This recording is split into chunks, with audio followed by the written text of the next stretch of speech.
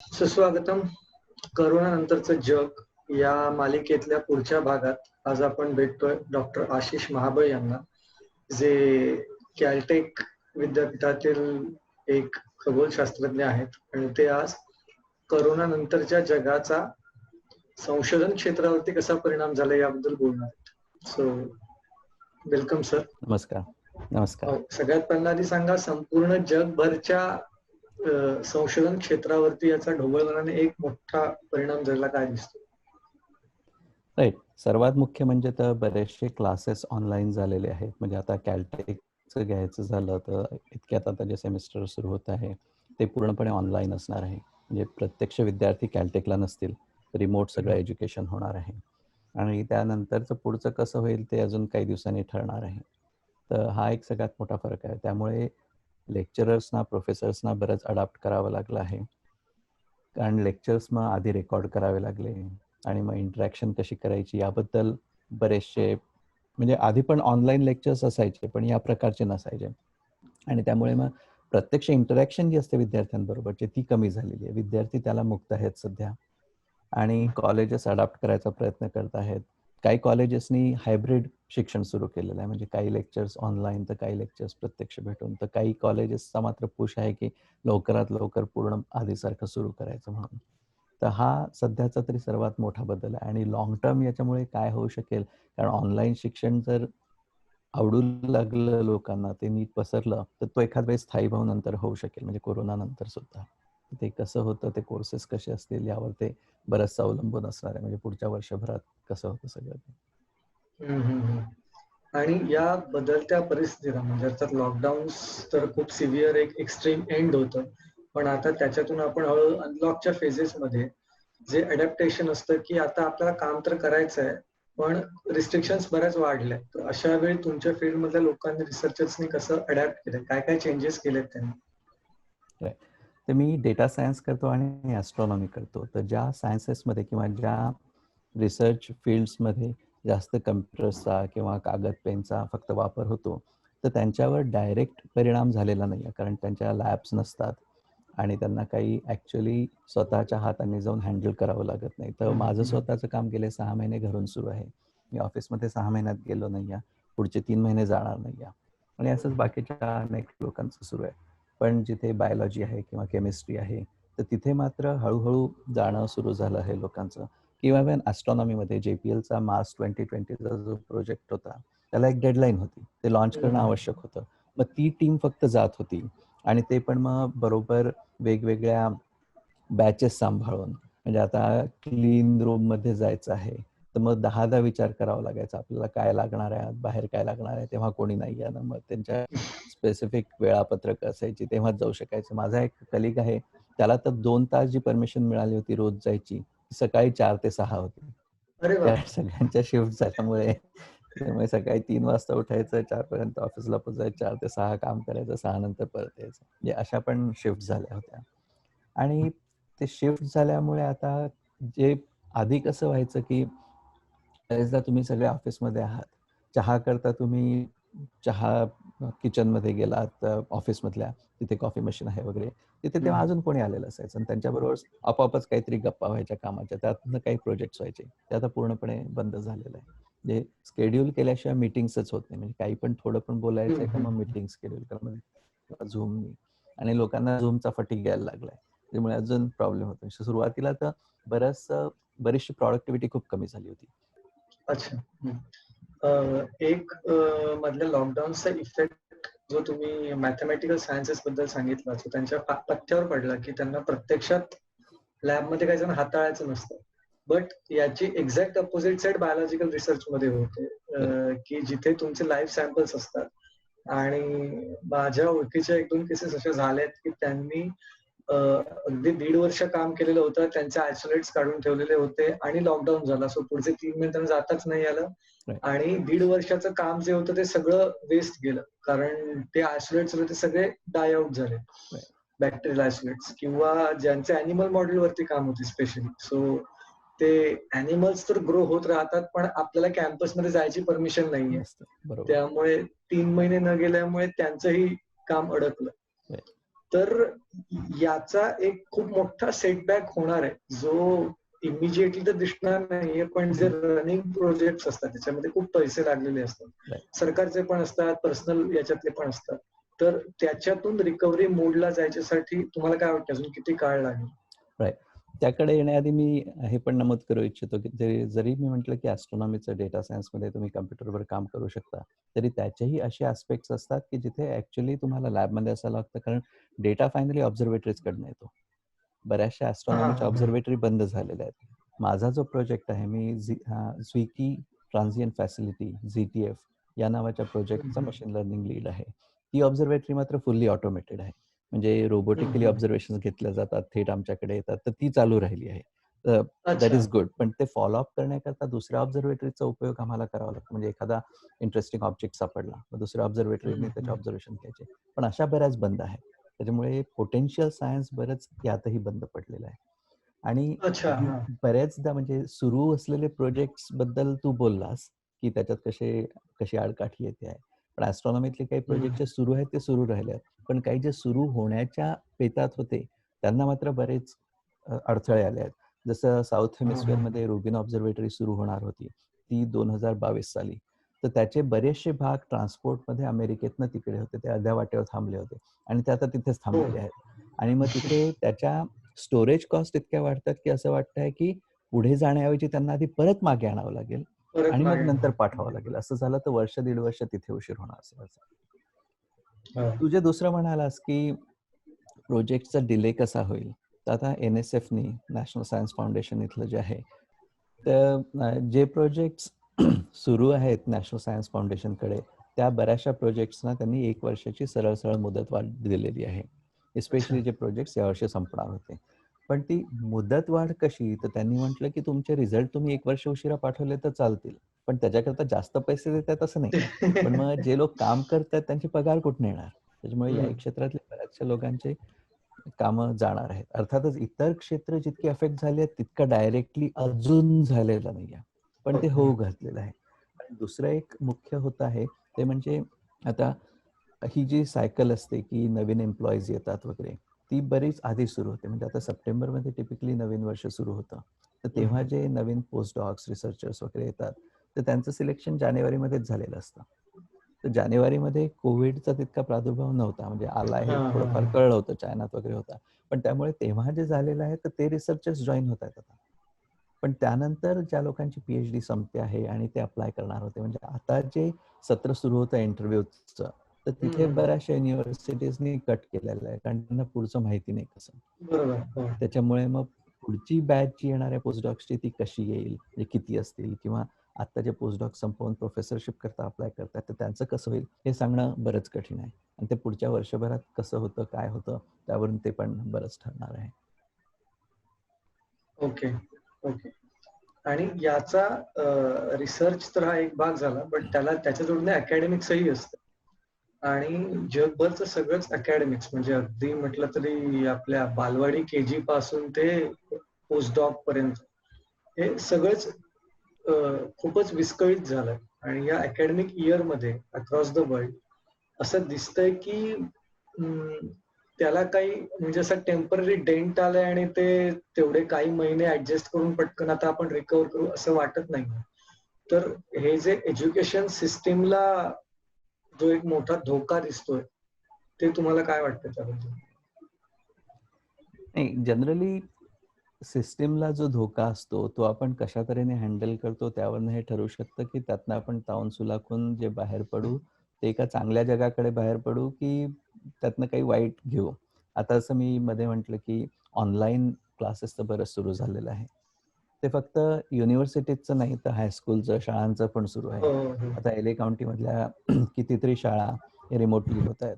त्याच्यामुळे अर्थात पालकांना बराच प्रॉब्लेम येतो आहे, कारण मुली दिवसभर घरी असतात. त्याच्यामुळे ते थोडंफार होम स्कूलिंग सारखं होतं, त्यांचं होमवर्क वगैरे. पण त्या ऑनलाईन एज्युकेशनमधनं बरेच इनोव्हेटिव्ह क्लासेस पण इंट्रोड्यूस होत आहेत. आणि अच्छा. ही मीडिया जी आहे, त्याचा कसा एज्युकेशनमध्ये वापर करायचा त्याबद्दल बरंच सुरू आहे. पण त्याचा एक तोटा हा होऊ शकतो, की पीअर प्रेशर किंवा पीअर्स बरोबर काम करता येत नसल्यामुळे जर तुम्ही फक्त विषयाबद्दलच शिकणार असाल, तर तुमचा एखाद्या वेळेस सर्वांगीण डेव्हलपमेंट होणार नाही तुमची. तर ते लक्षात घेणं अतिशय महत्त्वाचं आहे. म्हणजे ऑनलाईन एज्युकेशनकडे जरी आपण वळलो तरी बाकीच्या अंगाने पण एज्युकेशन होत राहायला पाहिजे. कारण शाळेत जाता, कॉलेजमध्ये जाता, बाकीचे विद्यार्थी असतात, शिक्षकांकडनं इतर गोष्टी कळतात, तुम्ही सोसायटीच्या सर्व स्ट्रॅटामधल्या लोकांना भेटतात तिथे. तर त्यामुळे जे एक इनडायरेक्टली आपलं एज्युकेशन होत असतं ते काही दृष्टीने जास्त महत्त्वाचं असतं. नाहीतर झडप लागलेल्यासारखे तुम्ही एका अँगलने फक्त विचार करू लागाल. तर जोपर्यंत त्यापासून दूर जाणारं एज्युकेशन आहे, म्हणजे सर्वांगीण एज्युकेशन आहे या फॉर्ममध्ये सुद्धा, तर त्याच्यामुळे हा नेसेसरी डेंट होईल असं नाही. पण ते आपल्यावर डिपेंड करतं, आपणच कसं ते ठरवू शकतो. एक मुद्दा मध्यंतरी असा पण आलेला की आता जो ऑन गोईंग पण आहे की या सततच्या घरी राहण्यामुळे, कारण मुलं तर घरी आहेतच, प्लस त्यांचे आई वडील जे काम करतायत त्यातले पण बरेचसे घरी आहेत. तर या सततच्या सगळ्यांच्या घरातल्या त्या एका चौकटीत राहण्यामुळे काही नवीन कॉम्प्लिकेशन्स सोशल लेवलला आणि घरातल्या घरात सुद्धा, प्लस प्रत्येकाच्या मानसिक स्तरावरती होऊ घातल्यात. तर त्याच्याबद्दल काय म्हणणं आहे? डेफिनेटली तो एक अतिशय महत्त्वाचा मुद्दा आहे. आता मी स्वतः माझा सतत प्रवास सुरू असायचा, पण गेले 6 महिने मी कुठेही गेलेलो नाही आहे विमानाने. आणि अनेक जे संमेलनं व्हायची, वैज्ञानिक संमेलनं, ती रिमोटली होतात. मग तुम्ही रिमोटली टॉक देता वगैरे. तर माझ्या स्वतःच्या, आता मी आणि माझी बायको आम्ही दोघं घरी असतो, त्यामुळे आम्हाला फारसा काही फरक पडलेला नाही. पण ज्यांच्याकडे मुलं आहेत किंवा वृद्ध आई वडील आहेत, त्यांना मात्र ते जास्त स्ट्रेसफुल झालेलं आहे. कारण सतत घरी राहावं लागलं असतं. घर किती छोटं असतं याची लोकांना कल्पना येऊ लागली आहे. कारण 24 तास जर तुम्ही तिथेच असलात तर. त्यामुळे मानसिक तणाव डेफिनेटली वाढत आहेत. आणि इथेच खरं विज्ञानाची बैठक जी आहे ती महत्त्वाची ठरते, की तुम्ही जर सपोर्ट घेतला विज्ञानाचा, तर त्यानुसार तुम्ही त्यातनं बाहेर येऊ शकता. म्हणजे आता बऱ्याचशा अंधश्रद्धा असतात.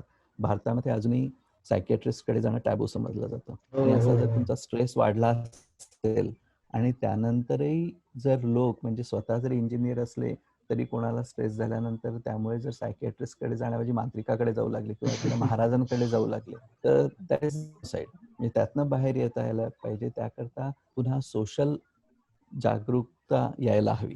कारण बरेचदा लोक म्हणतात की हो, भारत किंवा इव्हन अमेरिका एज्युकेटेड आहे वगैरे, पण ते एज्युकेशन जे आहे ते फक्त शाळेत शिकलेलं जे आहे ते नको. तर तुम्ही जे विज्ञान वापरता, आता व्हॉट्सॲप वगैरे लोक वापरतात, त्यातनं हवे ते फॉरवर्ड करत असतात. म्हणजे ते मीडिया वापरतात, टेक्नॉलॉजी वापरतात जी की विज्ञानाची आहे. पण विज्ञानाचे जे बेसिस आहे ते न वापरता जर बाकीच्या गोष्टी करत राहिल्या अंधश्रद्धांमध्ये, तर ते अतिशय वाईट होणार आहे. तर हा स्ट्रेस सगळ्यांनाच आहे, सगळेच अफेक्टेड आहेत. पण त्यातनं सगळे मिळून कसे बाहेर येऊ हे पाहणं महत्त्वाचं. हे doctor, nurses, health care workers इतकं चांगलं काम करतायत. आता इथे कॅलिफोर्नियामध्ये तर इतक्यात बऱ्याचशा फायर्स लागल्या होत्या. तर त्या फायर्सच्या वेळी ते सर्व फायरमॅन वर्कर्स वगैरे होते, ते काम करत होते. म्हणजे एकीकडे कोविड आहे, दुसरीकडे इतका तो धूर आहे, बाहेर अतिशय दूषित वातावरण होतं. त्याच्यात त्यांना काम करावं लागत. काम करणारे जे आहेत ते करतायत. त्यांना आपला सपोर्ट सतत मिळायला पाहिजे, ते महत्त्वाचं आहे. आणि दुसरा भाग जो आहे, पुन्हा मी याच्यावर अंधश्रद्धांवर येऊ इच्छितो, की 200 वर्षांपूर्वी जी परिस्थिती होती भारतात, काही अंशी तशीच अजूनही दिसते आहे. म्हणजे तेव्हा स्मॉल पॉक्सचा जो व्हॅक्सिन आला, तेव्हा तो टोचण्याकरता तेव्हा सध्यासारख्या लशी नव्हत्या. म्हणजे तुमच्या दंडात ते टोचलं जायचं आणि दंडावर पुटकुळी आल्यानंतर त्यातला पस काढून मग इतरांना तो दिला जायचा. असं ते ट्रान्समिट केलं जायचं आणि ते वेगवेगळ्या लोकांमधनं जायचं. मग तेव्हा असं पडलं, अरे तो वेगळ्या जातीचा आहे, त्याच्या दंडातली पस मी कसा घेऊ शकू वगैरे. पण तेव्हा जीवन मरणाचा प्रश्न होता, त्याबद्दल केलं. तर तेव्हा ते मरियम्मा किंवा वेगवेगळ्या देवी असायच्या स्मॉल पॉक्सच्या वगैरे. तर अजूनही तशाच देवी आहेत. कोरोना देवीचा जन्म झाल्याचं इतक्यातच मी कुठेतरी ऐकलंय मी पण भारतात. वाचलं. आता लोक म्हणतायत की राईट, म्हणजे त्या अंधश्रद्धा आहेत, त्यापासनं सायंटिफिक बैठक घेऊन, एज्युकेशनल बैठक घेऊन त्यापासनं दूर जाता यायला पाहिजे. म्हणजे डॉक्टर्स जे आहेत व्हॅक्सिनवर काम करत आहेत, तर त्याकडे तुम्ही लक्ष द्या. इम्युनिटी वाढवणं वगैरे ठीक आहे, पण that is not a substitute. म्हणजे लोक होमिओपॅथीची औषधं घेण्याबद्दल म्हणतात किंवा भारतातही रिसर्चमध्ये वगैरे बराचसा जो पैसा ओतला जातो, तो गायींवर, गोमूत्रावर, हळदीवर वगैरे. तर ठीक आहे, तेही तुम्ही करा, पण तो दुसरीकडचा तिकडे वळवू नका. कारण बेसिक रिसर्च जो आहे तो महत्त्वाचा आहे, कंटिन्यू व्हायला पाहिजे. आणि तो तसा चालायला पाहिजे. तर हे बरेचसे वेगवेगळे सोशल अँगल्स पण येतात याला आणि ते आपण एका सोसायटीत राहतो त्याच्यामुळे ते सर्व कनेक्टेड आहे. इथे अमेरिकेमध्ये पण कितीतरी अँटी व्हॅक्सिनर्स आहेत. म्हणजे ते म्हणतात की व्हॅक्सिन घेण्याने काहीच होत नाही आणि त्याच्यामुळे व्हॅक्सिन हा एकच जरी उपाय असला याच्यावर तरी पण ते म्हणतात की नाही आम्ही व्हॅक्सिन घेणार नाही. पण ते व्हॅक्सिन घेणार नाही म्हणजे ते इतरांना पसरवत राहणार. हो हो आणि हे हो. बरेचदा पॉलिटिकली मोटिवेट जे तुम्ही म्हणताय का तुम्ही याचे डेमोक्रॅट आहात मग आम्ही रिपब्लिक आम्ही म्हणणार की नाही आम्ही व्हॅक्सिन नाही घेणार. आणि अरे भारतातही बापरे. थोडंफार तसं सुरू आहे याची तसंच आहे. हो कल्पना हो. आहे. भारतात तर ते आणखीन मल्टिपल फॅक्टर्स मध्ये पॉलिटिकली मोटिवेटेड ग्रुप्स मध्ये डिवाइड झालं. राईट. हो.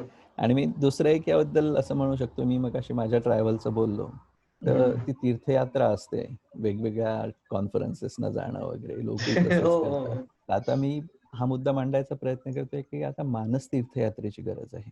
म्हणजे ज्यांना बाहेर जायची आवश्यकता नाहीये आणि ते घरी राहू शकतील. पुन्हा मगाशी म्हटलं त्याप्रमाणे ज्यांना घरी राहण्यामुळे स्ट्रेस येतो किंवा इतरांची जबाबदारी त्यांच्याकरता हे नाही. पण असे जे लोक आहेत जे एक दोघंच आहेत आणि राहू शकतात घरी तर त्यांनी उगीचच बाहेर जात राहून इतरांना संसर्ग देण्यापेक्षा जर त्यांनी प्रगल्भता त्यांची मेंटेन केली आणि बरेचसे लोक उदाहरणार्थ भारतातल्या तत्वज्ञानाबद्दल बोलत असतात की तपश्चर्या करायला पाहिजे किंवा विपश्यनेबद्दल बोलू शकतात. तर ही एक प्रकारे विपश्यनेची त्यांना आयती आलेली संधी आहे हो. काही लोकांना. तर करायला पाहिजे वापरायला पाहिजे. नाही, पण तो एक मॅच्युरिटीचा मुद्दा तो फार गहन आहे अध्यात्मापेक्षा मला वाटतं. कारण लोकांना सगळं कळतंय, समजतंय, दिसतंय तरी सुद्धा ते बाजारात तशीच गर्दी करतात अजूनही. फिरायला जातायत बाहेर.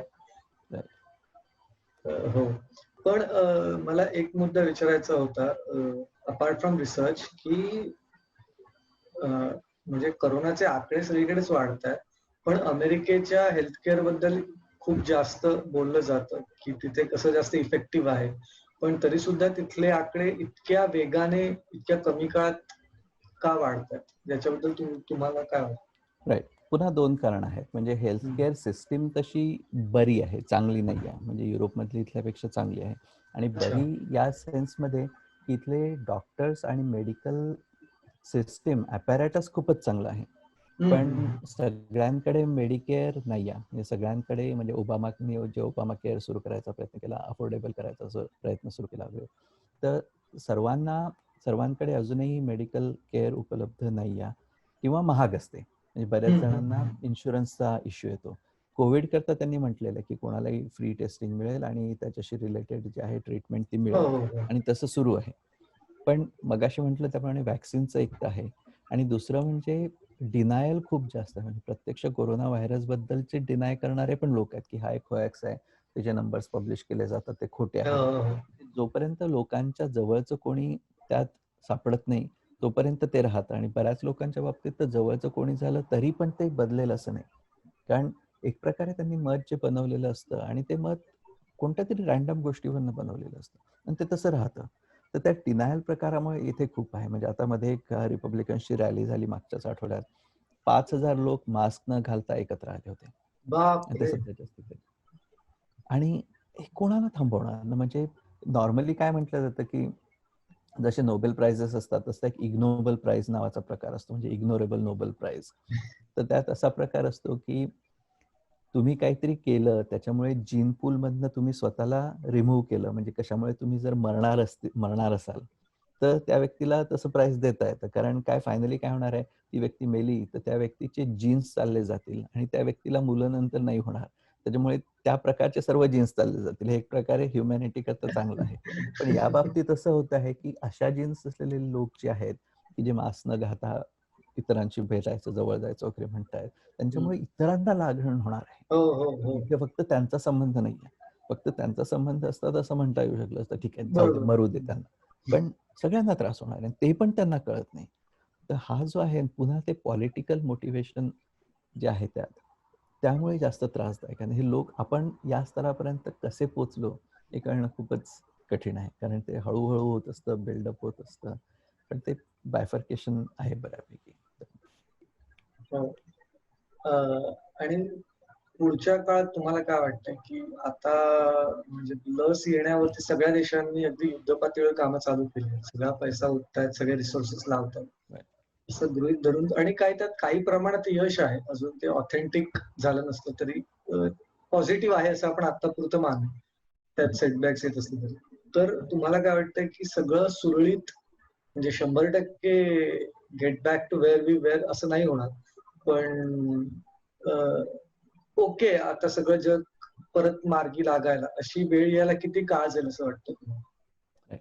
तर त्याचं डायरेक्ट उत्तर देण्याआधी मी एक वेगळा मुद्दा मांडतो की आता बरेचसे रिसर्चर्स हे घरनं काम करत होते आणि त्यांचा प्रवासात जाण्याचा, ऑफिसला जाण्याचा वगैरे वेळ वाचला. तर बरेचसे गणितज्ञ, इव्हन ॲस्ट्रॉनॉमी मधले लोक वगैरे त्यांनी थोडाफार वैद्यकीय डेटावर रिसर्च सुरू केला.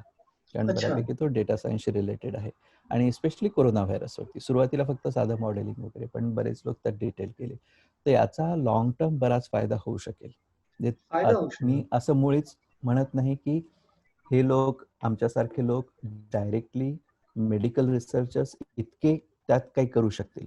पण बरेचसे लोक स्वतः एकट्याने काम करत नाहीयेत. तर मेडिकल रिसर्चच्या कोलॅबरेशननी करतायत. हो, राईट. साहजिक. तो डेटा घ्यायचा, दुसऱ्या क्षेत्रात वापरलेले मॉडेल्स कसे तिथे वापरता येतील ते पाहायचं. याला ट्रान्सफर लर्निंग म्हणतात, मेथडॉलॉजी ट्रान्सफर म्हणतात. तर ती मेथडॉलॉजी वापरून कसं काम करता येईल याबद्दल बराच रिसर्च सुरू आहे आणि त्याचा बराच फायदा होऊ शकणार आहे. अनेक वर्षांपूर्वी सार्स जेव्हा आला होता तर तो पण असाच होता. याच्या इतका जरी त्याची लागण झाली नाही तरी तेव्हा तो पण एका कोरोना व्हायरसमुळेच होता आणि त्यावरती रिसर्च सुरू झाला होता, वॅक्सिनवरती काम सुरू झालं होतं. पण त्यानंतर आयसोलेशनच्या प्रोसेसच्या थ्रू तो नष्ट झाला तो नष्ट झाला. आणि तो गेल्यामुळे तो रिसर्च बारगळला. मग ते वॅक्सिनचं काम पुढे झालं नाही. तर त्याची आता हा आवश्यकताच इतका उरली नाही. वाढलेला आहे की याच्या वॅक्सिनचं काम होणार आहे. पण मला भीती अशी आहे की एकदा वॅक्सिन आली आणि याच्यावरचं काम झालं की जो मेडिकल रिसर्चकडे पैसा वळलेला आहे, जो की कॉन्स्टंट हवा, तो पुन्हा तिथनं दूर चालला जाईल. तसं व्हायला नको. कारण हा एकच कोरोना व्हायरस नाही, असे अनेक कोरोना व्हायरस आहेत. आणि जसं आपलं डिफॉरेस्टेशन वाढत आहे, शहरं मोठी होत आहेत, जंगलतोड सुरू आहे, जसं आपण जंगलाजवळ जास्त जातो तसा इतर प्राण्यांशी जास्त आपला संपर्क येणार आहे. म्हणजे या कॉन्टॅक्टच्या थ्रू अनेक व्हायरस असे जम्प करू शकणार आहेत. त्याकरता आपली तयारी हवी. त्याकरता आमूलाग्र बदल व्हायला पाहिजे, ज्याप्रमाणे आपण पाहतो. म्हणजे रिॲक्टिव्ह सायन्स करण्याऐवजी प्रोॲक्टिव्ह सायन्स हवं. म्हणजे काय काय पुढे होऊ शकेल ते आपण लक्षात घेऊन त्यावर रिसर्च व्हायला पाहिजे. आणि तुझा दुसरा मुद्दा जो होता की हे झाल्यानंतर कसा बदल घडेल, तर काही वर्ष तरी लोक आधी इतके मोकळेपणाने एकमेकांना भेटतील, मिठ्या मारतील, हस्तांदोलन करतील असं वाटत नाही. म्हणजे भारतीय नमस्ते पुन्हा यायला हवं का सगळीकडे, असं पण बऱ्याचशा लोकांचं सुरू आहे की हा नाही ते जास्त योग्य आहे वगैरे म्हणून. अर्थात आधी कसं होतं की जेव्हा तुम्ही शेक हँड करता वगैरे तर त्यातनं काही बॅक्टेरियांची एक्सचेंज होते, ती पण महत्वाची असते. कारण बरेचसे बॅक्टेरिया चांगले बॅक्टेरिया असतात. तर ती देवाणघेवाण पण तशी आवश्यक असू शकते. पण आपण जसं वातावरण बदलतोय तर तेच आपण दुसऱ्या मार्गाने मिळवू शकू का, ते पाहिलं जाऊ शकतं. आणि एकदा हा व्हायरस चालला गेला की पुन्हा आता बिझनेसेस लवकर उघडायचे असे सगळीकडचे काम म्हणतात, कारण त्याच्यावर उदरनिर्वाह लोकांचा डिपेंड करतो. त्यांची उपजीविका अवलंबून असते, त्यांना पैसे मिळायला हवे. त्याच्यामुळे ते महत्वाचं आहेच. पण जास्त सेफ राहून आपण ते कसं करू शकू याकडे जास्त लोक येऊ शकतील. म्हणजे इव्हन फूडची डिलिव्हरी जास्त राहतं त्यांनी डायनिंग हवं का, किंवा थिएटर्समध्ये जाऊन पाहण्याऐवजी पुन्हा स्वतःच्या घरातच तुम्ही मूव्ही पाहणार का वगैरे. तर टेक्नॉलॉजी वापरून या डायरेक्शननी जाणारं जास्त होऊ शकतं. आता सायन्स फिक्शनमध्ये असं बरेचदा असतं की वेगवेगळ्या प्रकारच्या कम्युनिटीज निर्माण होतात अशा डेंजर्समुळे. तर तो फरक डेफिनेटली होणार आहे. अगदी पूर्वीसारखं व्हायचे चान्सेस खूप कमी आहेत. पण होणार नाही असं मुळीच नाही. कारण सर्व आपण जनरली काय होतं की जुनी संकट विसरतो. आपली मेमरी शॉर्ट असते आणि एखादी जनरेशन गेली की आता जे होते त्याचे आहे ते विसरून गेले, किंवा औषधं चांगली आली आणि ते व्हायरसेस जे आहेत ते होणारच नाही ते लक्षात येऊ शकलं, अँटीव्हायरल. पण मग ते सर्व व्हायला हवा, त्या अनुषंगाने तो रिसर्च व्हायला हवा, त्यात पुरेसे पैसे जायला हवे, तर पुन्हा आधीसारखं होणं शक्य आहे. नाहीतर मात्र आपल्याला थोडंसं अंतरावर राहूनच जे काही करायचंय ते करत राहावं लागेल. म्हणजे आताही लोक भेटतात एकमेकांना आणि सगळ्यांना होत नाही, कारण बरेचसे दुसरे अँगल्स पण असतात. प्रत्येक रोगाचा एक R0 नावाचा फॅक्टर असतो. म्हणजे अच्छा. एकापासून किती लोकांना त्याचा संसर्ग होऊ शकेल असा. हम्म, फ्लूचा हा हम्म. खूप कमी असतो, पण या कोविड-19चा मात्र हा 1 पेक्षा जास्त आहे. 1.2, 1.4 असा असावा असं वाटतं आहे. तर म्हणजे अच्छा. एकापेक्षा जास्त लोकांना संसर्ग होऊ शकतो. हम्म, आणि मग तो हम्म. कोणत्या परिस्थितीत होतो त्यावरही अवलंबून असणार. किंवा कोविड-19चे बरेचसे सुपर स्प्रेडर्स आहेत. म्हणजे आता 1000 लोकांपैकी एखाद वेळी 999 लोकांना होणार नाही, पण एकाला जो होईल तो किती सिव्हिअर होईल तो सांगता येत नाही. त्याचप्रमाणे 9 लोक 10 पैकी बिलकुल स्प्रेड नाही करणार एखाद वेळी. ते एसिम्प्टोमॅटिकच नसतील तर त्यांच्यामुळे एखाद वेळी जास्त स्प्रेड नाही होणार. पण एखादा इतर 100 लोकांना देऊ शकतो. तर ते पॅटर्न्स जे आहेत ते जर आपल्याला कळले, तर मग आपण पूर्ववत होण्याकरता जास्त सहजरित्या पुढचा मार्ग क्रमवू शकू. पण हे फॅक्टर्स लक्षात यायला पाहिजे. आणि ते त्याच्याकरता अजून म्हणजे बऱ्यापैकी रिसर्च आधी बरंच सुरू होतं, की जसं सरफेसेसवरनं बराच ट्रान्समिट होत असेल. आता लक्षात आलंय हो. की सरफेसेसवरनं तितका होत नाही. म्हणजे सरफेसेसवर ते व्हिरियॉन्स असतात, व्हायरसचे पार्टिकल्स असतात. पण किती स्प्रेड होतो तर ते मात्र बरंच कमी वाटतंय. किंवा तो फूड बॉर्न नाहीये. तुम्ही काहीतरी खाल्ल्यामुळे होत नाही. हो, हो, तो हो. तुमच्या श्वासातनं गेला तरच तो होणार आहे. तर बरेचशे साध्या काळज्या घेऊन त्यापासून दूर राहत आहेत. आणि त्या काळज्या होपफुली हायजीन रिलेटेड लोक पाळत राहतील. म्हणजे कोरोना व्हायरस गेल्यानंतर ती एक जमेची बाजू म्हणता येईल. कारण भारतामध्ये 2014 का 2015 मधला एक मिंटचा रिसर्च होता. त्या रिसर्च अच्छा. प्रमाणे की हायजीनवर जितका पैसा भारतीय लोक खर्च करतात, शहरांमध्ये त्याच्यापेक्षा 20 पट आणि ग्रामीण भागात 50 पट हा रिलिजियस रिलेटेड गोष्टींवर खर्च होतो. बापरे. म्हणजे तुम्ही तुमच्या संडासाच्या साफसफाईवर कमी पैसे देणार बरोबर, बरोबर. आणि हो. एखाद्या भटजीला वगैरे जास्त दान करणार. राईट. तर ते हायजीन जी आहे ती अतिशय महत्वाची आहे. ती फक्त कोरोना व्हायरसच्या दृष्टीनेच नाही, तर सर्व रोगांच्याच दृष्टीने. एकूणच. हो, आणि हो. ते जर आपण इन्कल्केट करू शकलो, तर खूपच छान होऊ शकेल. म्हणजे तसे बदल व्हायला हवे. त्या दृष्टीने जग पहिल्यासारखं मुळीच नको व्हायला. ते चांगल्या बाजूला जायला हवं. हो.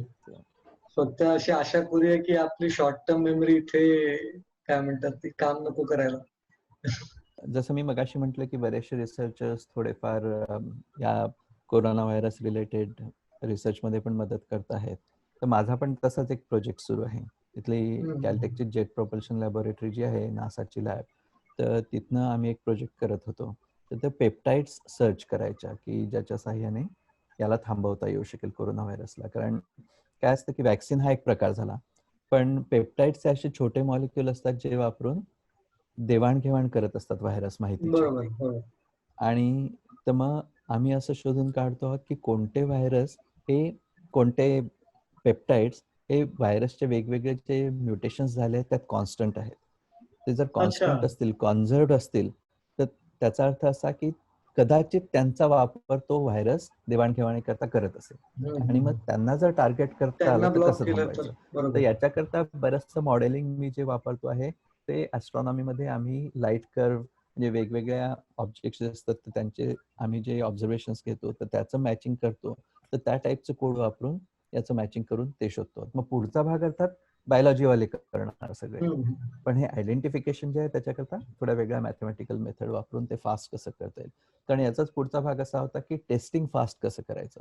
कारण हा, मूळ हा. टेस्टिंगला कसं होतं की तुम्ही एखाद्या सरफेसवरनं काही मटेरियल गोळा केलं तर त्या DNA त्या व्हायरसचा आहे की नाही शोधण्याकरता बरीच प्रोसेस करावी लागते. तर ती हम्म. प्रोसेस फास्ट कशी करायची याबद्दलचा आमचा मूळ प्रोजेक्ट आम्ही प्लॅन करत होतो.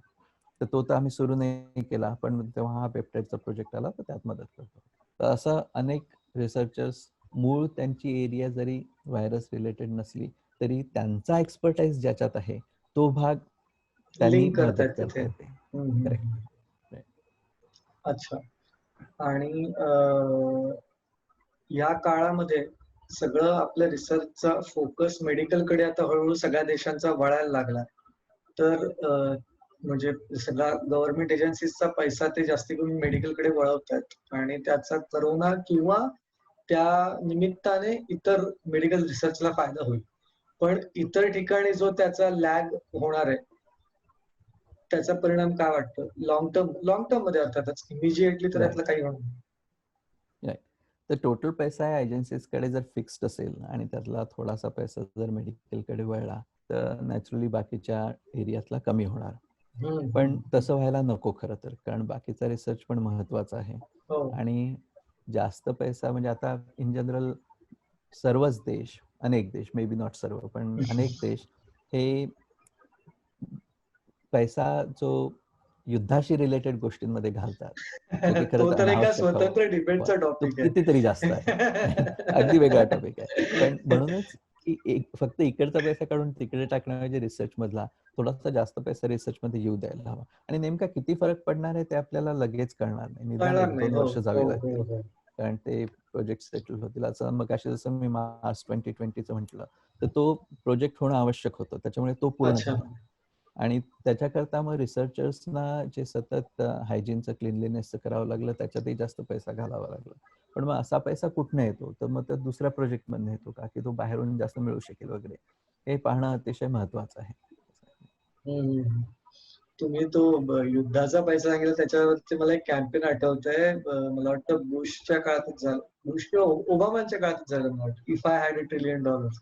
म्हणजे जेव्हा अमेरिकेने अफगाणिस्तानच्या वॉरवरती 2 ट्रिलियन वगैरे क्रॉस झालं, तेव्हा ते खूप वेगाने ती मुवमेंट आणि अगदी शाळेतल्या मुलांपासून म्हाताऱ्यांपर्यंत प्रत्येकाला हा एकच प्रश्न विचारला की तुमच्याकडे $1 ट्रिलियन असेल तुम्ही काय काय केलं असतं. आणि मग त्याच्यावरती ती एक डॉक्युमेंटरी झालेली. त्याच्यामुळे युद्धावरचा एक्सपेन्स आणि रिसर्च हे तर म्हणजे सुरुवातीचा तुम्ही जो मुद्दा म्हटला पॉलिटिकली मोटिवेटेड गोष्टी त्याच्यातच हे येतं. कारण रिसर्च वरती पैसे घालून त्यांना पॉलिटिकल गेन काहीच नाहीये. अदरवाईज मला त्याच्यावरती विचारायचं होतं की तुम्हाला ग्लोबल क्लायमेट मध्ये काही मॉडिफिकेशन जाणवलेत का? राईट. तर त्याच्यात ऍक्च्युली ग्लोबल क्लायमेटमध्ये फारसे मॉडिफिकेशन्स दिसणार नाहीत, कारण हा तसा बऱ्यापैकी छोटा कालावधी आहे. म्हणजे काही महिने जरी अच्छा. असले, तरी पण आता लॉकडाऊन उठल्यानंतर ज्या प्रकारे लोक एकदम सगळे बाजारात जायला लागतात, गाड्यांमध्ये बसून फिरायला लागतात, सगळे प्रवास सुरू करू शकतात. तर काही महिन्यांमध्येच जे चांगलं झाल्यासारखं वाटतं आहे, ते अंडू होणार आहे. हो, यामुळे हो, हो. फक्त लोकांच्या जर सवयी बदलल्या तरच काही फायदा आहे. आणि सवयी जर बदलल्या नाही, तर मग आधीप्रमाणे लोक पुन्हा नॉर्मलला जाणार आणि जे काही फायदे झालेले आहेत, ते वाईप आउट होणार. त्यामुळे आता इव्हन कॅलिफोर्नियामध्ये या आगी वगैरेच्या लागल्या, सगळ्यात जवळची आग आमच्यापासून हार्डली 15 किलोमीटर्सवर होती. त्याच्यामुळे 8 अच्छा. दिवस दारं-खिडक्या सगळ्या बंद होत्या. तर ही कन्सिस्टंटली जी हीट वाढते आहे, ते क्लायमेट चेंजमुळे आहे. त्याचे पण डिनायर्स आहेत तिथे ऑब्व्हियसली. आणि ते सर्व एकत्र जोडलेले आहेत. म्हणजे तो एक भरपूर त्याच्यावरही रिसर्च सुरू आहेच, की व्हाय डू पीपल बिलीव्ह? हो, आणि वा, केवढा बरेचदा इंटरेस्टिंग टॉपिक आहे. एक कनेक्शन नसताना कोणीतरी काहीतरी सांगितलं म्हणून त्यांचा कोणतातरी स्वार्थ कुठेतरी साधला जातो म्हणून. आता लोकांनी स्वार्थी असायला हवं, पण ते स्वार्थीपणा जो आहे तो मानवतेकरता असायला हवा. फक्त त्यांच्या स्वतःपुरता किंवा कुटुंबांपुरता किंवा फक्त माझ्या देशवासियांपुरता वगैरे असं न करता सगळ्यांना एकत्र करून तुम्ही पुढे चला की. तसं न होता स्वतःचे छोटे छोटे स्वार्थ पाहत असल्यामुळे आणि ते कळत न कळत कितीतरी हानी करतात लोक. नाही आणि त्याच्यात एक फॅक्टर असा पण आहे ना, म्हणजे त्याचं मला कारण कळलेलं नाहीये, काय सायकोलॉजिकल रिझन त्याच्या मागे आहे असं. पण अनेकदा लोक काही गोष्टींवरती विश्वास ठेवतात कारण त्यांना तो ठेवायचा असतो. म्हणजे ठेवायचा असतो त्याला आणि त्यात अनेक इफेक्ट्स आहेत. त्याच्यातून हां. तुम्ही ज्यांच्याबरोबर वाढलात, तर त्यांच्यामुळे तुमच्यावर जे हॅमरिंग होत असतं, ब्रेन वॉशिंग होत असतं, तो एक परिणाम आहे. किंवा बरेचदा भारतीय याच्यात आपल्याला प्रश्न न विचारायला शिकवलं न जातं विचारणे. आणि हो. त्याच्यामुळे मग विचार करण्याची प्रवृत्ती वाढत नाही. पण जर तुम्ही विचार करणार नसाल, तर हे का? असं नाही विचारत. आणि तसं झालं तर मग जे काही तुम्हाला सांगितलं जातं ते प्रमाण मानलं जातं. म्हणजे जुन्या हो. भारतीय ग्रंथांमध्ये पण इतरांनी सांगून दिलेलं प्रमाण मानणं हे पण एक आहे हे सांगितलेलं, की हो म्हणजे मोठ्यांनी सांगितलं का मग ते मानायचं तुम्ही, विचारायचं नाही. म्हणजे आता मोठे हे वयाने की ज्ञानाने वगैरे तो प्रश्न नाही येत. तर तो एक वेगळा मुद्दा आहे आणि बरंच हो, हो, त्याबद्दल हो, बोलता हो, येऊ हो. शकतं. कसं आहे की तुम्ही मगाशी म्हटलं ना, की आपण ज्यांच्यासोबत वाढतो आणि त्यांच्या विचारांचा पगडा असतो किंवा राईट. तिथल्या धर्माचा किंवा घरातल्या परंपरागत काही गोष्टी येतात त्यांचा आणि त्या ब्लाइंडली एक्सेप्ट केल्या जातात. त्याला काही लॉजिक्स न लावता किंवा काही त्याला प्रश्न न विचारता. तर आता हा एक प्रकार फार फोफावतोय सगळीकडेच, की ह्या ज्या काही ब्लाइंडली एक्सेप्ट करायच्या गोष्टी येस, असतात ऍब्सोल्युटली. त्याला आता रिव्हर्स इंजिनियर केलेले लॉजिक्स जोडले जात आहेत येस, आणि बरोबर आहे. ते ब्लाइंडली नसून ते कसं सायंटिफिकली प्रूव्हन आहे. हा, आणि ते सर्वात डेंजरस आहे. हो कारण हो हो होतं हो काय की तुम्ही वैज्ञानिक त्याला बैठक देऊ पाहता आणि विज्ञानाचे जे काही निकष असतात ते पूर्णपणे डावलून. कारण निकष एक काय असतो की रिप्रोड्युसिबिलिटी हवी, एक्झॅक्टली प्रेडिक्टेबिलिटी हवी. एक्झॅक्टली म्हणजे मॉडेल जर तुम्ही काही बनवत असाल, हो रिप्रोड्युसिबिलिटी आणि प्रेडिक्टेबिलिटी हे जे आहे तर ते मुळीच नसतं. आणि फक्त तुम्ही कोणत्या तरी सायंटिफिक टर्म्स वापरून ते एक्सप्लेन करायचा प्रयत्न करता की पहा हे कसं आहे. पण त्यातनंच हे दिसतं की तुम्हाला जर सायंटिफिक टर्म्स वापराव्या लागत असतील तर म्हणजे तुमचं मूळ जे आलेलं आहे त्यात तुम्हाला स्वतःलाही पूर्णपणे बरोबर विश्वास बरोबर नाही बरोबर. आहे. राईट? तुम्ही दुसरा कशाचा तरी आधार ते घेऊन सेल्फ चालताय. एक्सप्लेनेटरी नाहीये, त्याला राईट, दुसऱ्याचा आधार घ्यावा लागतो हे राईट. सिद्ध करायला. आणि विज्ञानाच्या बाकीच्या गोष्टी आहेत तर त्या जर तुम्ही पाहिल्या तर त्यानुसार जर वागलं, म्हणजे बरेचदा भारतामध्ये ते दिसतं आणि इतरही देशांमध्ये दिसतं की त्यांचं जुनं जे आहे ते सत्य मानून चालायचं. आता मग त्याच्यामुळे आज काय फायदा होतो आहे, त्यातलं तुम्ही स्वतः काय केलेलं आहे, त्यातलं किती मिस केलेलं आहे किंवा बाकी जग कुठे गेलेलं आहे हे न पाहता जुन्याला काहीतरी धरून हे आमच्या पूर्वजांनी सांगितलं म्हणून असं असलं पाहिजे. पण ते जर खरंच तसं असेल, एक साधं तत्व आहे, मागे एक्सकेसीडीचं एक खूप सुंदर कार्टून होतं त्यावरती, की कोणतेही क्लेम्स जेव्हा केले जातात तेव्हा ते जर खरेच असतील योग्य, मानण्याजोगे, तर काय होतं, तर जगभरातले कॅपिटलिस्ट लोक त्याच्यावर तुटून पडतील आणि भरपूर पैसा मिळवतील. बरोबर. हो. आता तुम्ही जर पाहिले अनेक गोष्टी, डाउजिंगमुळे तेल सापडतं. मग ऑइल कंपन्या अशा लोकांना शोधून त्यांच्या साहाय्याने तेल शोधतायत का? नाही. किंवा होमिओपॅथीमुळे रोग बरे होतात. मग होमिओपॅथीच्या मोठ्या मोठ्या कंपन्या बनवून सगळीकडे जगभर पसरलाय का? नाही. ते जर क्वांटम मेकॅनिक्स किंवा तत्सम गोष्टी ज्या आहेत त्या खरंच आपल्याला कळतही नाही. पण त्या इतक्या उपयोगाच्या आहेत की इव्हन मायक्रोवेव्ह वगैरे सारख्या ठिकाणी त्या वापरल्या जातात आणि त्याचा तुम्हाला सगळीकडे दिसतं. तर त्याच्यामुळे एखादी गोष्ट कळणं न कळणं म्हणजे सामान्यांना हे महत्वाचं नसतं. तर त्याचा उपयोग बरोबर, मार्केटेबल होतो की नाही यावरनं त्याची सत्यासत्यता कळू शकते. कारण कॅपिटलिस्ट इतके आहेत, स्वार्थी लोक इतके आहेत.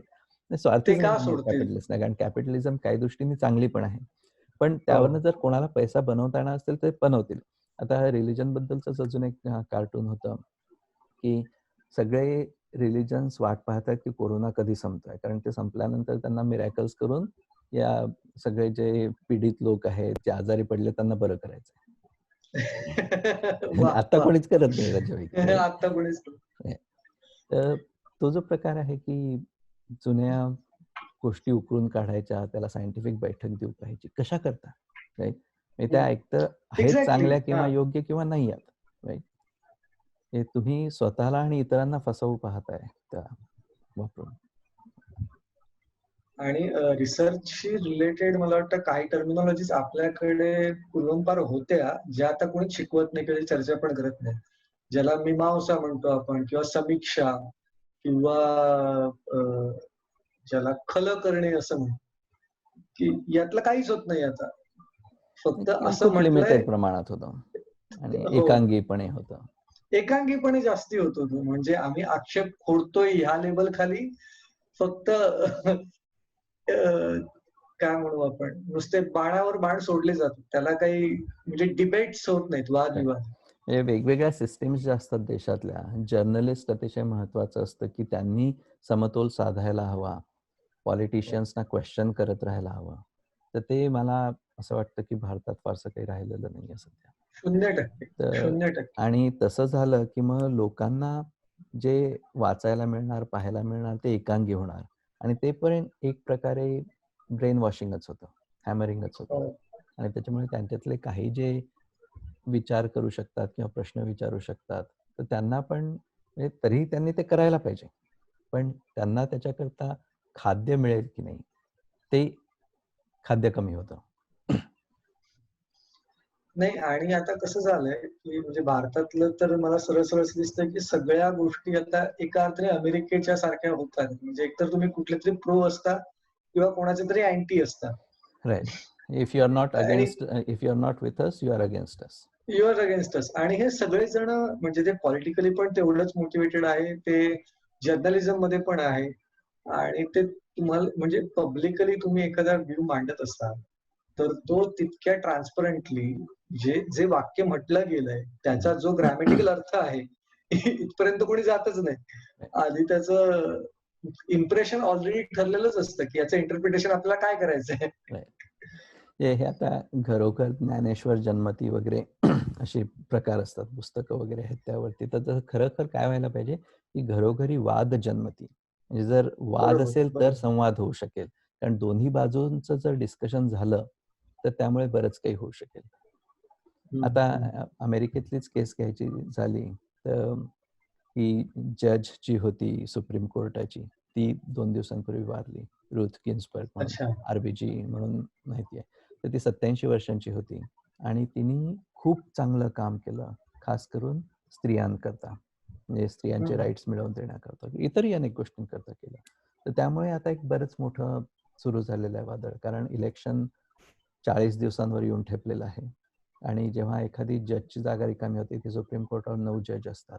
मग आता 9वा जज नेमण्याकरता रिपब्लिकन्सनी म्हणून सुरू केलं की नाही आता पटकन नेमायचा, आमच्या बाजूचा नेमायचा. म्हणजे तो कारण एकदा फिक्स झाला की मग ती त्यांची मेजॉरिटी 6-3 होऊन जाईल त्याच्यात. बरोबर, तसं जर बरोबर. झालं तर मग ते बीट होणं खूप कठीण होईल. तर या लेवलवर पण इथे सुरू असतं. तर भारतातली ज्युडिशियल सिस्टीम वेगळी आहे, पण तिथे पण बरेचशे ज्या या 3-4 गोष्टी सेपरेट राहायला हव्या. जसं पॉलिटिक्स आणि एज्युकेशन सेपरेट राहायला हवं. ज्युडिशियरी आणि एज्युकेशन आणि पॉलिटिक्स सेपरेट राहायला पाहिजे. जर्नलिझम स्वतःचं एक वेगळं असलं पाहिजे. तर ते जरा जास्तच मिक्स होत आहे असं दिसतं. आणि त्यामुळे कोणत्याही गोष्टीबद्दल तुम्ही बोलायला लागलात की मग त्याच्या अपोजिट जाणारं जे आहे त्यांना दाबून टाकायला लोक खूप तत्पर असतात. आता इथे अमेरिकेत अजूनही हे चांगलं आहे की तुम्ही पॉलिटिशियन्सच्या अगेन्स्ट खुलेआम बोलू शकता. तुम्हाला कोणी मारायला नाही येणार. भारतात मी तसं नाही म्हणू शकत. राईट, म्हणजे हे संकट जे आपल्यावर आलेलं आहे ते तसं गहन संकट आहे, सगळ्यांवरच आहे. काही लोकांवर जास्त प्रभाव पडतो आहे, काही लोक त्या मानाने त्यापासून सुखरूप आहेत. तर जे लोक डॉक्टर्स, नर्सेस सारखे हेल्थकेअर वर्कर्स अतिशय मन लावून काम करतायत त्याबद्दल त्या सर्वांना आपण सपोर्ट करायला हवं. पण त्याबरोबरच ज्या लोकांची उदरनिर्वाहाची, उपजीविकेची साधनं यामुळे दूर होत आहेत, तर त्यांना पण आपण मदत करायला हवी. आणि यातनं आपण मे बी 2 महिन्यांनी, 6 महिन्यांनी, वर्षभराने निघू, तेव्हा तावून सुलाखून निघू अशी आशा करूया. पण त्याचबरोबर यातनं काही धडे पण घेऊया. म्हणजे जैसे थे तसं जाण्याऐवजी यातनं विज्ञानाच्या रिसर्च संबंधी आपण त्यात कसं जास्त स्पेशली हेल्थकेअरवर जास्त रिसर्च करायला पाहिजे, ते घ्यायला पाहिजे. प्लस रिसर्चच्या मदतीने व्हॅक्सिन आल्यानंतर आपण बरं झाल्यानंतर जर पुन्हा मंदिरांमध्ये जाऊन देवालाच म्हणणार असतो, देवा तुझ्या कृपेने आम्ही बरे झालो, तर मग त्याचा अर्थ असं होईल की आपण काहीही शिकलेलो नाही. म्हणजे आपण विज्ञानाच्या मदतीने जर यातनं बाहेर येणार असलो तर त्या विज्ञानाला योग्य तितकं श्रेय देणं आवश्यक आहे, देत राहणं आवश्यक आहे. आणि ते आपल्या पूर्ण आयुष्यात भिन्न महत्वाचं आहे. हे जर लोकांनी शिकलं, हा जर धडा लोक घेऊ शकले तर जग पुढे जाऊ शकेल. ठीक आहे, बोलूया. Okay. Yes, thank you sir. Bye.